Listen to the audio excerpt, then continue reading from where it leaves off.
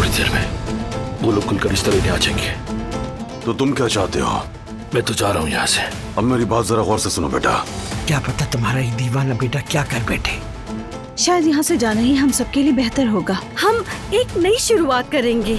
हम यहाँ से जा रहे हैं दिलान। मैं जाने से पहले तुम्हें देखना चाहता हूँ। काश कि मैं पहले ही ये सब जान पाता तो मैं तुम्हें सब कुछ सच बता देता। भाई, कहीं जाने की जरूरत नहीं। मेरी फैमिली यानी काराबे खानदान आपको कुछ नहीं कहेंगे। काफी टाइम हो गया, कॉफी नहीं आई। मैं जरा अंदर जाकर देखती हूँ।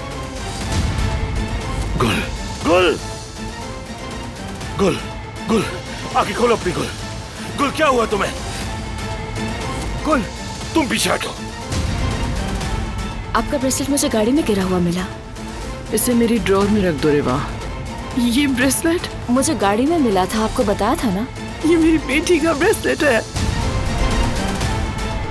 गाड़ी में हमारे अलावा एक और शख्स था और वो थी दिलान। तुम्हारी अम्मी इस्तांबुल में ही रह रही हैं। मरान साहब इसराइल मास नामे किसी खातून की तहकीक कर रहे हैं।